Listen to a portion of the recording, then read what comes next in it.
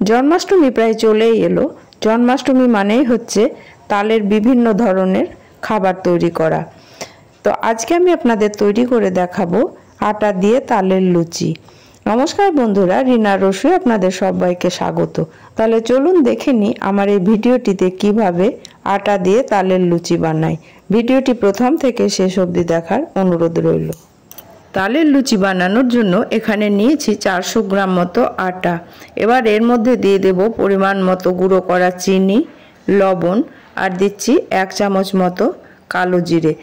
এই উপকরণগুলো ভালোভাবে মিশিয়ে নেব। তারপরে এর মধ্যে দিয়ে দেব রিফাইন্ড অয়েল। রিফাইন্ড অয়েল দিয়ে হাতে করে ভালো করে এগুলোকে মিশিয়ে নিতে হবে।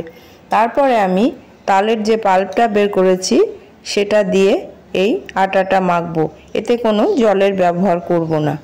আমার মা জন্মাষ্টমীর দিন তালের অনেক রকমের খাবার তৈরি করতেন। তার মধ্যে তাল বড়া, তাল লুচি, চুষির পায়েস, আদারসা এগুলো থাকতোই। দেখুন ময়ামটা দেয়া হয়ে গেছে। এবারে আমি তালের পাল্পটা এর মধ্যে অল্প অল্প মিশিয়ে মাখবো। মাখাটা একটু শক্ত শক্ত হবে, খুব নরম হবে না।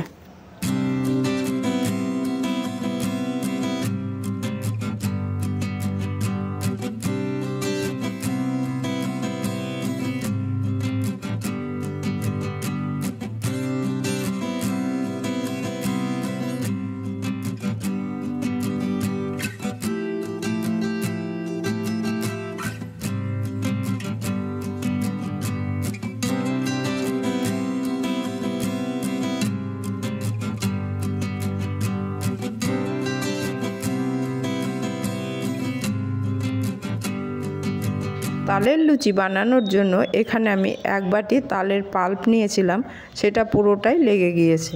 দেখুন তাল আর আটাটা খুব ভালোভাবে মাখা হয়ে গেছে। এবারে আমি এটাকে 10 থেকে 15 মিনিট ঢাকা দিয়ে রেখে দেব। 15 মিনিট বাদে ফিরে এলাম। আটাটা খুব ভালোভাবে সেট হয়ে গেছে। এবারে আমি অল্প অল্প করে লেচি কেটে লুচিগুলো ভেজে নেব। এই তালের লুচি আমার মেয়ের খুব পছন্দের খাবার। তো আপনারাও এইভাবে তালের লুচি বাড়িতে বানিয়ে দেখবেন, খেতে ভীষণই ভালো লাগে। লেচিগুলো কাটা হয়ে গেছে। এবারে হাতের মধ্যে অল্প তেল নিয়ে লুচিগুলো বেলে নেব। ময়দার লুচির চেয়ে আটার লুচি বেলা খুব সহজ। ময়দার লুচিটা অনেক সময় টেনে যায়। এইভাবে লুচিগুলো আমি সব বেলে নেব।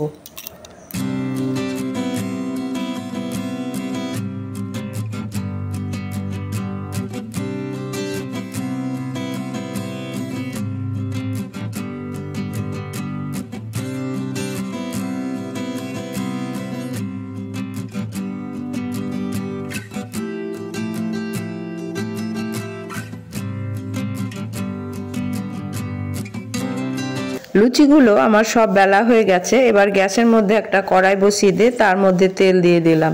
তেলটা খুব ভালোভাবে গরম করতে হবে। লুচিতে তেলটা খুব ভালোভাবে গরম করতে হয়, না হলে লুচি ফোলে না। দেখুন লুচিগুলো একদম ফুলকো ফুলকো হয়ে ফুলে উঠছে। এইভাবে আমি সব লুচিগুলোই ভেজে নেব। জন্মাষ্টমী স্পেশাল এই তালের লুচির রেসিপি আপনাদের কেমন লাগলো অবশ্যই জানাবেন। ভালো লাগলে কমেন্ট করতে ভুলবেন না। আমার চ্যানেলটিকে যারা সাবস্ক্রাইব করেছেন তাদেরকে অসংখ্য ধন্যবাদ। আর যারা আমার চ্যানেলে নতুন তাদের কাছে অনুরোধ আমার চ্যানেলটিকে সাবস্ক্রাইব করে আমার পাশে থাকার জন্য। পাশে থাকা বেল আইকনটা অবশ্যই অন করে রাখবেন। আমি যে সব নিত্য নতুন ভিডিও আপলোড করব তার নোটিফিকেশন সবার আগে পাওয়ার জন্য। আজ তাহলে এখানেই শেষ করছি। আবার আপনাদের সামনে হাজির হব নিত্য নতুন রেসিপি নিয়ে। আপনারা ভালো থাকবেন, সুস্থ থাকবেন, আমার পাশে থাকবেন। ধন্যবাদ।